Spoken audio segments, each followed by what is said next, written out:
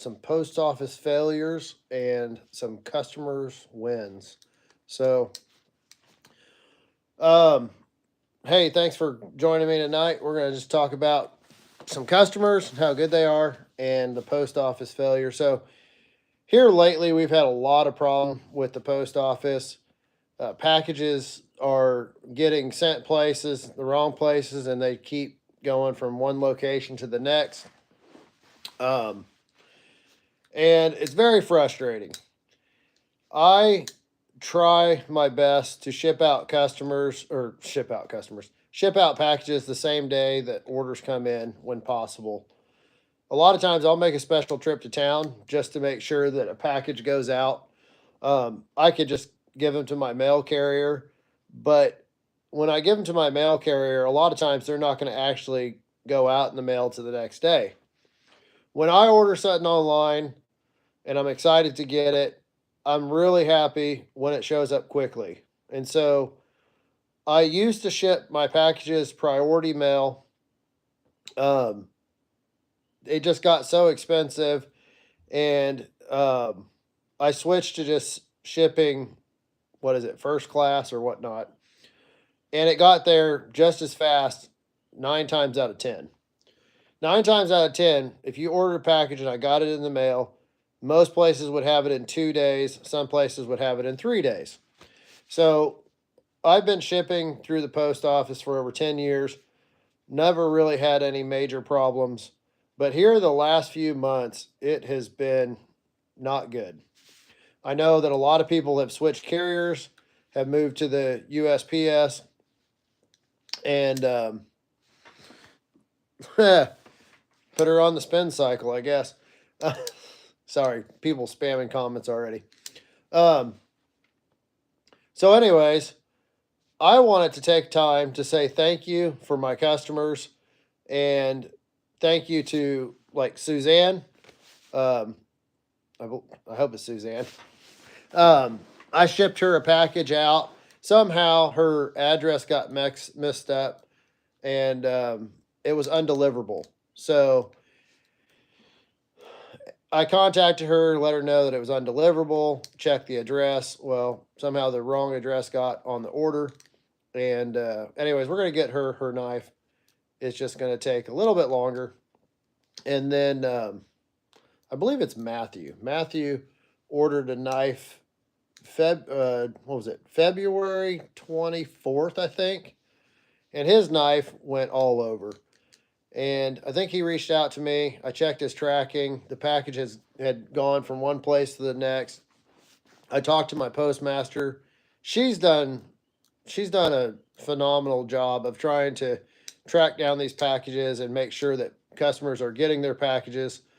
So it's not a local issue. It's, somewhere else. But my understanding is ever since the holidays, they have been backed up, and they're just taking, instead of getting mail where it needs to go, they're just sending it wherever to get it out of their hair. So I don't know what I'm going to do going forward, but I'd like to take time just to thank my customers who have been very understanding about not getting packages the way they should. I think it was Matthew. I called him. I was like, look, sorry, I'm going to give you a partial refund.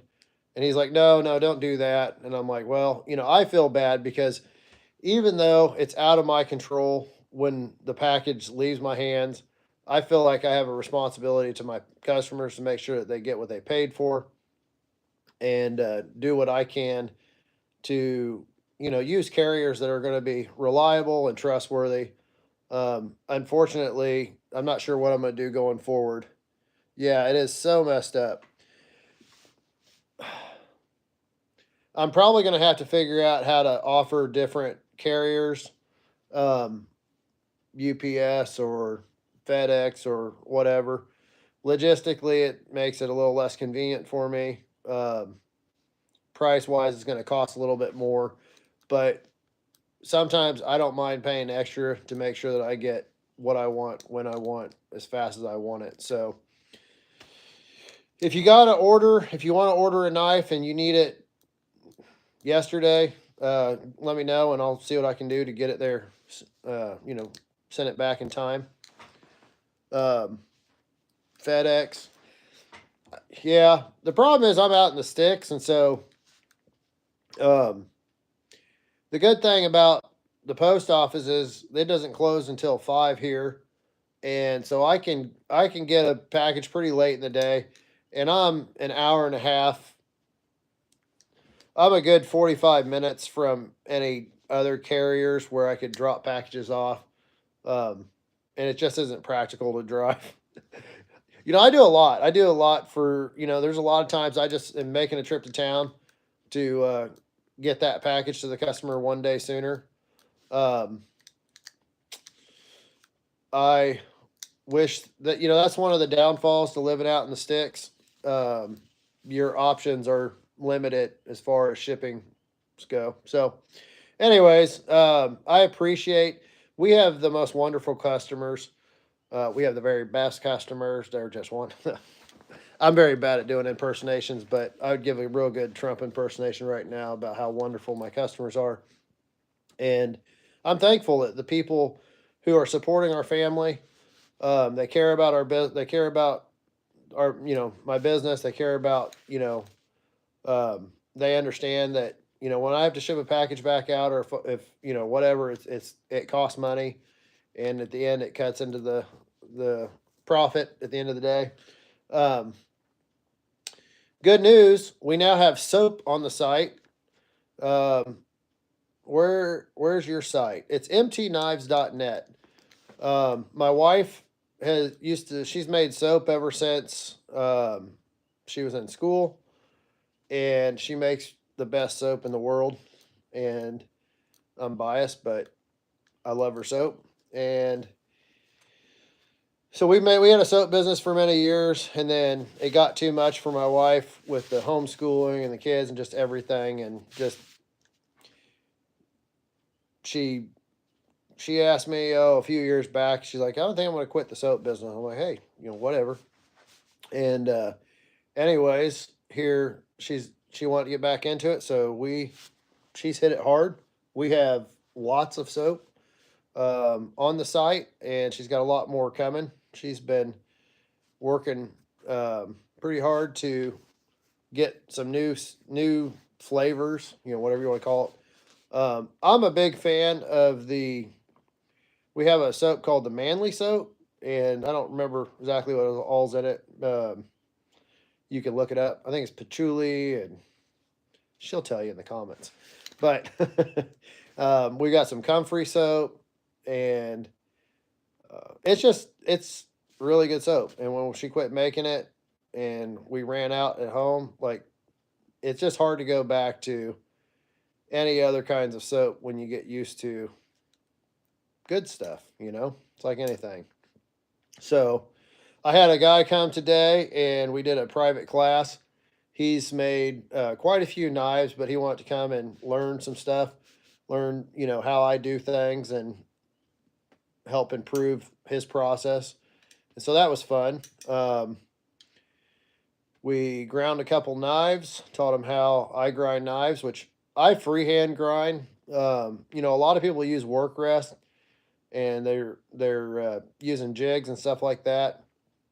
I learned how to grind knives just freehand, and I've tried to use work rest and use jigs, and I freehand sharpen knives. All my knives, um, my custom knives are all ground freehand, and I believe that it takes a little more practice and takes a little more work, but the freedom in learning a skill like grinding knives um, translates to a lot of other things. Learning how to use your hands to make things, I believe, is a valuable skill. So I was telling him, I went to Ohio to pick up a truck, and I got all the way to Ohio, and I realized that I had forgot the key for the truck here. Well, back at our old place. And I was like, are you kidding me? I drove all the way here to pick up this truck, and I forgot the key at home. Um, And so, and so, I told my wife, I got to thinking about it. I was like, hey, take a picture of the key and send it to me. And so she took a picture of the key and she sent it to me. And I went to Home Depot and I bought a blank. I bought two or three blanks. Um, and then I took on my phone and I scaled the key to the proper size. I put it over my phone and I traced it out. And then I took that piece of paper and I glued it to the key. And then I took an angle grinder with a cutoff wheel and ground the profile of the key. And sure enough, I thought I bought two or three because I didn't figure I was going to get it just right on the first one, but I got it right on the first one. Was able to start the truck and bring it home. And so, what could have turned into, like, I don't know what my options would have been, breaking the end of the truck and hot wiring it, or, I don't know, shit, having my wife mail me the key and having to wait for it. Um, there's lots of different options, but because I learned a process that I use for making knives, which is sketching something up by hand, transferring it onto a template, and then making it to scale. Um, it saved me. It saved me big time in that case. So that was it was a fun little thing to do, and it was. I wasn't sure if it was going to work, but I was willing to give it a try. And thankfully, I think I happened to have my cordless angle grinder with a cutoff wheel with me. So that came in handy. Even if I hadn't had that, I could have bought a file or something and done it anyways. But the more skills that you have, the less tools that you need. And so that's why I try to teach people skills. I try to teach you how to sharpen knives freehand, how to grind knives freehand, um, how to use tools, not only the way they were intended to be used, but how to kind of bend and break the rules with tools and get tools to do things that you just didn't know you could do. So, um, we had a really good day. We ground some knives. He learned a lot. Um, Once I get up and going, get some more stuff settled in here, I plan on doing a lot more classes, bringing people in, teaching them how to make knives. Um, so yeah, I enjoy teaching people. It's rewarding for people to learn new skills and kind of see what's involved in making knives and getting more confident running machinery, um, drill presses, bandsaws, grinders. So it was fun. I enjoy teaching people. We had a good time. We grilled some steaks, ate some nice steaks, and ground a bunch of knives, drank some coffee. All in all, good day. I shipped out a bunch of knives the last 2 days. I've been working pretty hard to. I had some orders for some Genesis with scales. Um, I'm hoping to get some more scales on the website. What's up? I'm back. What's up? Um, Thanks for being here, Hanks. I'm half blind, so I can't quite read. I think that's Hanks. But yeah, so I had a good day. Got a bunch of knives in the mail. Got some soap in the mail. If you guys are interested in some soaps, I'll put a link in the description. mtknives.net. Go to the shops tab. You'll find soap in the products. So that's what I've been up to. Tomorrow, I'm going to get ready for the end of the week. And next week, I've got a busy week. Going to start surface grinding some knives, Lord willing, and working on these limited edition knives. So if you guys have any questions or suggestions for things you'd like to see or um, processes, I'd be more than happy to share some with you. I wanted to jump on this live real quick and just put some content out. This week's been busy. Next week's going to be busier. I'm not sure what next video I'll get out, but I'm trying to post something every week. Um, But all in all, I wanted to highlight my appreciation for customers.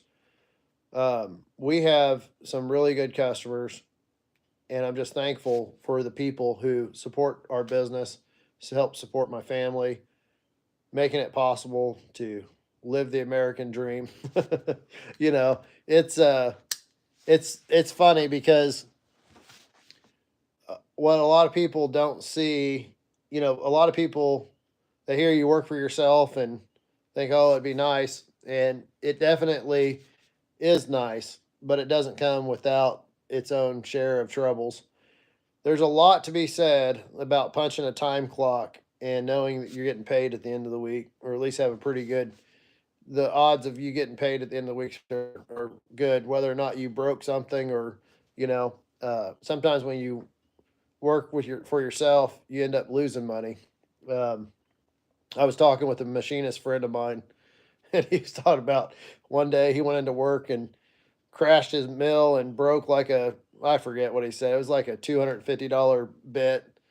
He did it like 3 times in one day. He's like, you just go to work. Some days it's just like that. You lose money, and other days you do good. So, um, anyways, it's been a long day. I'm gonna go get some rest, and I don't know. Is anybody staying up and watching the eclipse tonight? I might get up in the middle of the night. I don't know. We'll see. Um, Hope you're well. And I don't see any more comments. You guys, this has been Patrick with MT Knives. Have a great night. Stay sharp.